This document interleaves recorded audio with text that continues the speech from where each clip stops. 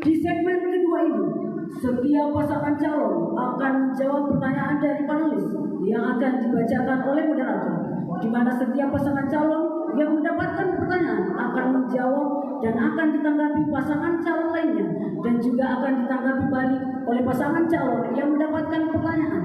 Namun sebelumnya kami persilakan kepada salah satu panelis untuk mengambil undian daftar pertanyaan. Kami undang Bapak Abdul Karim untuk mengambil nomor undian di Facebook.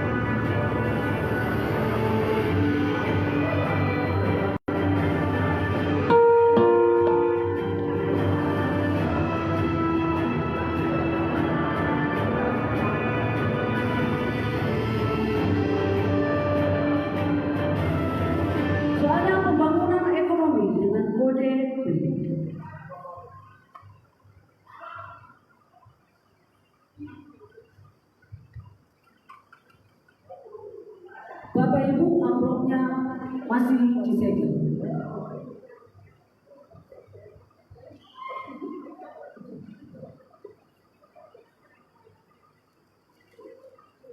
Untuk segmen kedua ini, kami berikan terlebih dahulu kesempatan kepada pasangan calon nomor 1 untuk menjawab pertanyaan panelis dengan tema pembangunan ekonomi. Kabupaten Takalar terbentang luas sumber daya maritim dan pertanian perkebunan. Bagaimana cara Anda meningkatkan pertumbuhan ekonomi di Takalar pada sektor maritim dan pertanian serta perkebunan?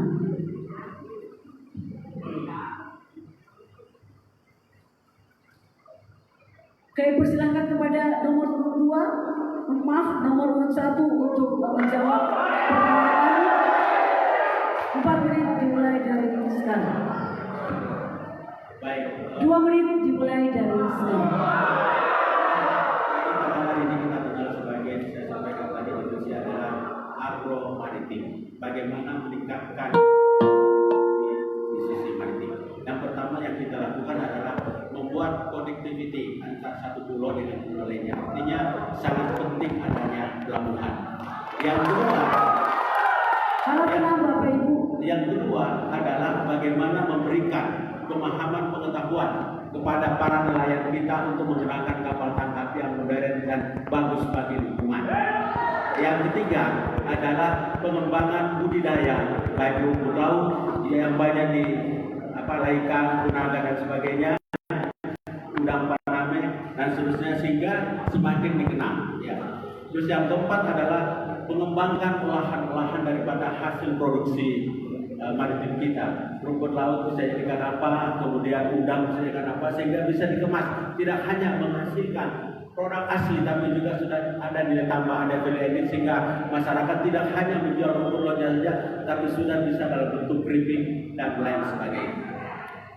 Baik, saya tambahkan, prinsip pembangunan ekonomi hari ini adalah prinsip pembangunan berkelanjutan. 1. Yang kedua adalah prinsip perencanaan terintegrasi, bahwa di daerah pesisir mesti direncanakan dengan baik, dengan detail tata ruang yang lengkap. Yang ketiga adalah pemberdayaan ekonomi lokal di daerah tersebut, sehingga ini semua bisa meningkatkan pembangunan ekonomi di Kabupaten Takalar, tetapi tetap mengandung sistem keberlanjutan, sustainable development. Saya kira tambahan saya. Jadi potensinya harus dimanfaatkan oleh Takalar karena sangat luar biasa. Saya kira demikian untuk kami. Terima kasih.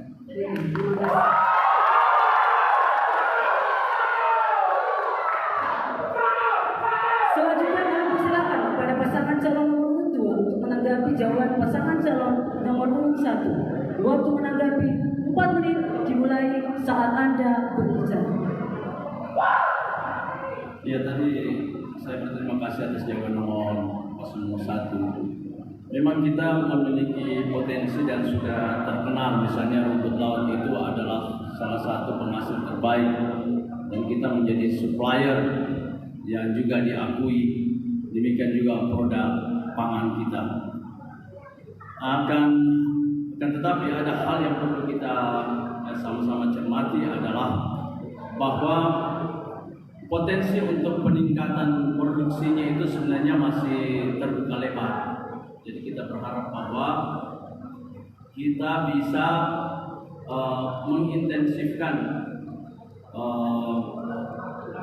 pendidikan pada nelayan dan petani kita, dan juga pemanfaatan teknologi yang lebih modern agar generasi milenial yang tadi disebutkan oleh pasangan bersatu yang berkelanjutan itu bisa tetap ikut dalam berpartisipasi peningkatan produksi ini.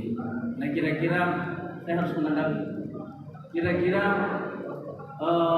apakah bisa konsep penerapan teknologi smart farming misalnya, atau smart teknologi dalam budidaya ini bisa kita intensifkan untuk peningkatan produksi sehingga marketing yang sudah tersedia itu kita bisa lebih penuh. Itu saja teman-teman. Masih ada lagi? Mau ada tambahan? Ada tambahan? Terima kasih cukup.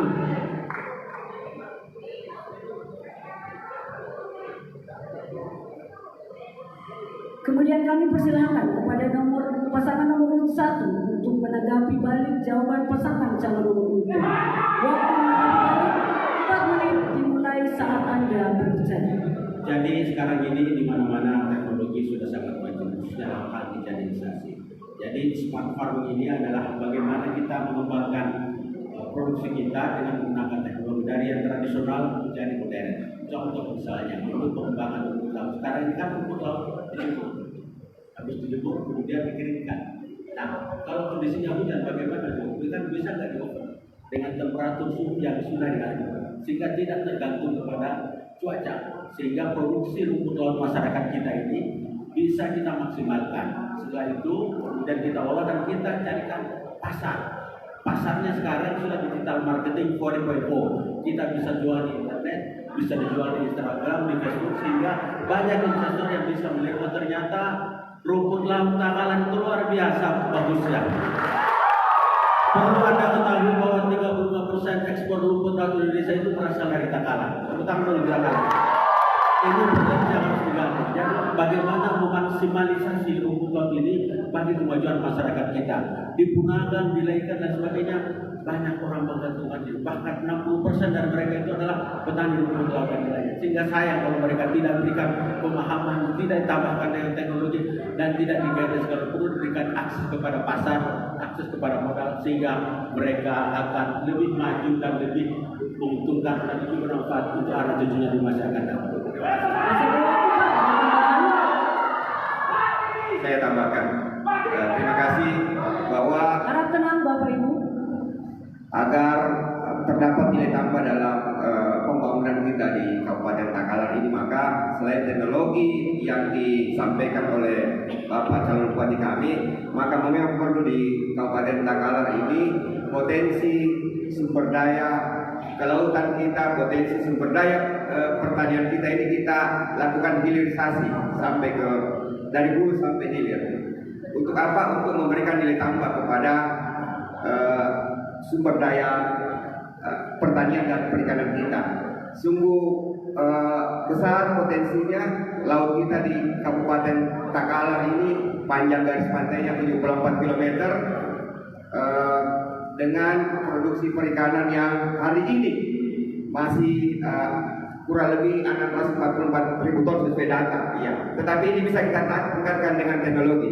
Jadi intinya ketika kami diberi amanah oleh masyarakat Kabupaten Takalar, maka insya Allah potensi perikanan kita akan tingkatkan dengan teknologi dan tentu mengandung asas keberlanjutan.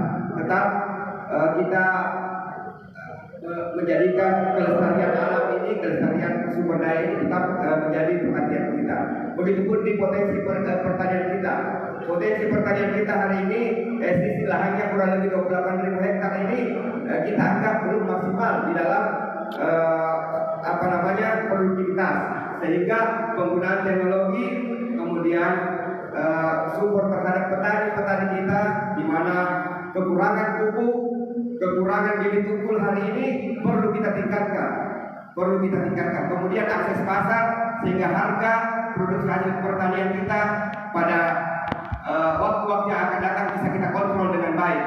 Ini merupakan komitmen daripada pasangan nomor 1, insya Allah ke depan ketika diberi amanah, maka persoalan pertanian perikanan insya Allah akan kami tuntaskan.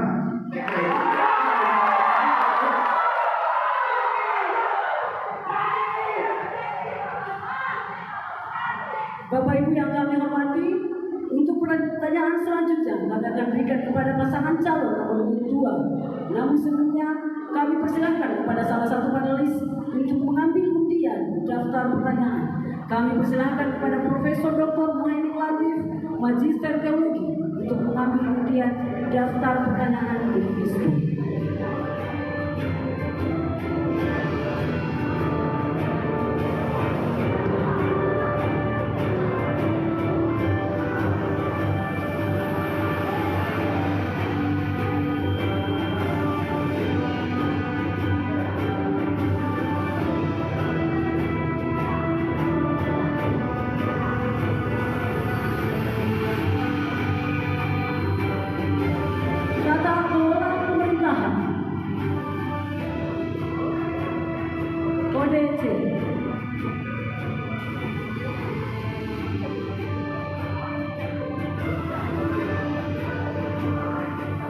Bapak Ibu yang kami hormati, amplopnya masih tersedia.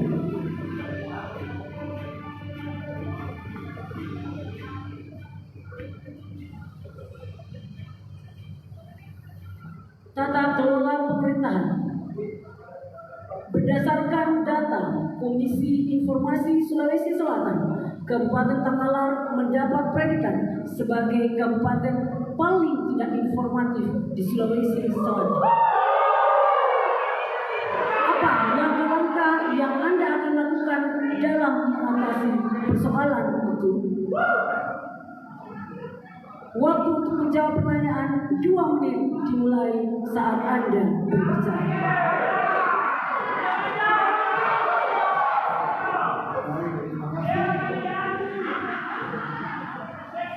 Tata kelola pemerintahan yang berbasis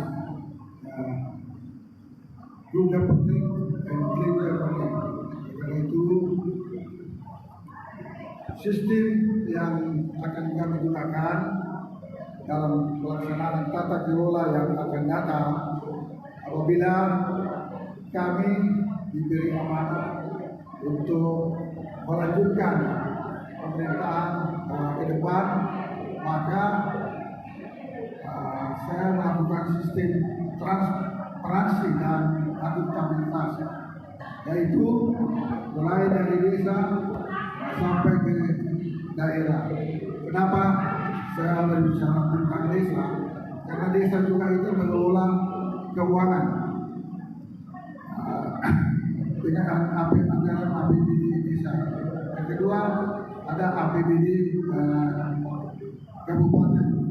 Oleh karena itu, kalau sistem ini saya gunakan dengan pengelolaan yang baik, maka insya Allah pemerintahan ke depan akan berjalan lebih baik.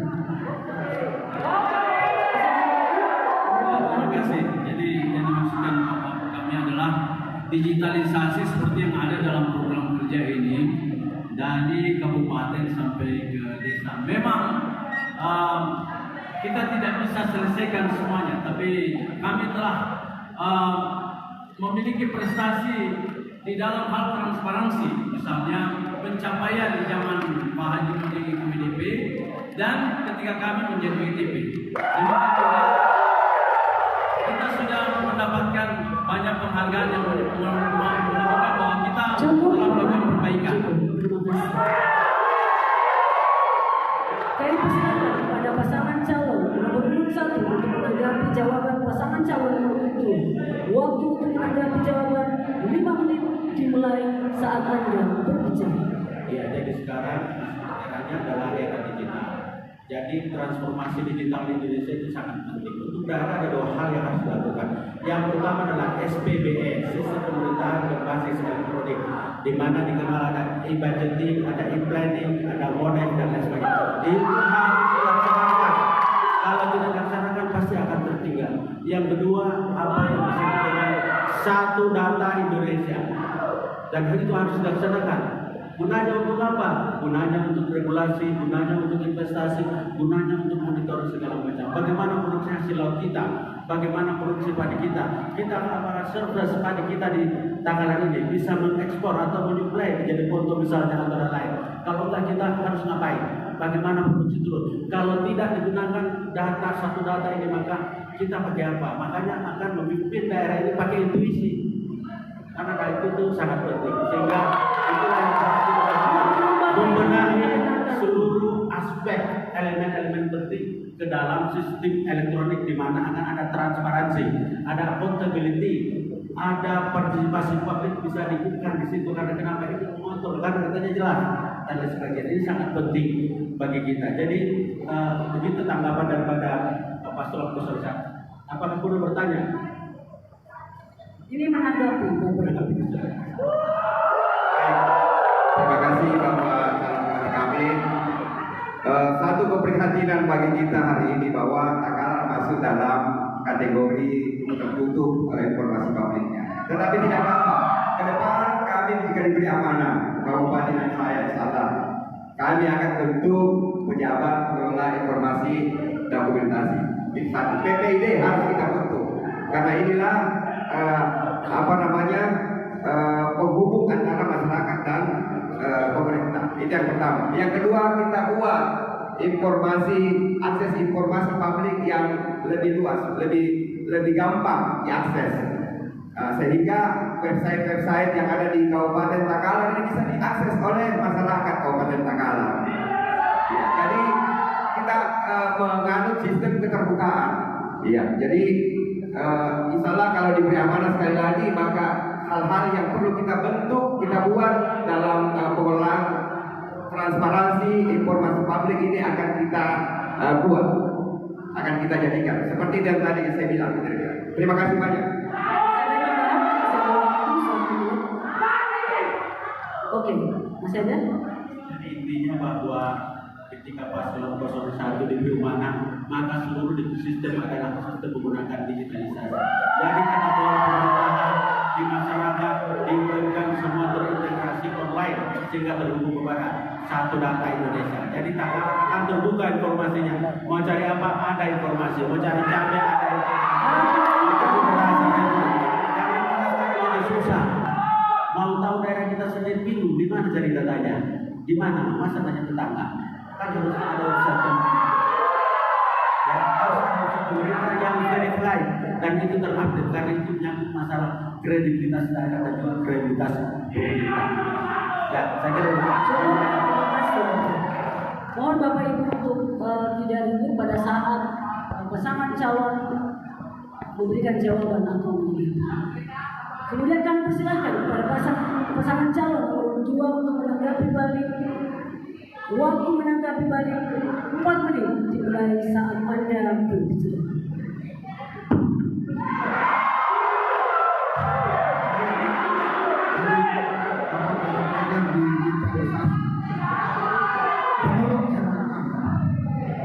Menurut teman kami bahwa prasarana dan sumber daya manusia sangat tinggi untuk melakukan digitalisasi desa. Karena kami banyak bukti dari beberapa daerah yang melakukan hal sedemikian ini tapi tidak berhasil. Sehingga kami ragu untuk kedepannya dilakukan tentang digitalisasi ini. Tambahan silakan. Ya, terima kasih. Tadi kami terima e-budgeting yang dimaksud oleh paslon nomor 1 itu adalah sistem yang sudah lama diterapkan. Di dalam pemerintahan desa juga demikian. Kalau Anda melihat pemerintahan desa, semuanya sudah diatur dalam sistem yang namanya Siskedes, dan itu sudah lama diterapkan. Itu dalam rangka akuntabilitas dan transparansi. Jadi kami terbuka saja bahwa kita semuanya punya prioritas. Kita semuanya prioritas.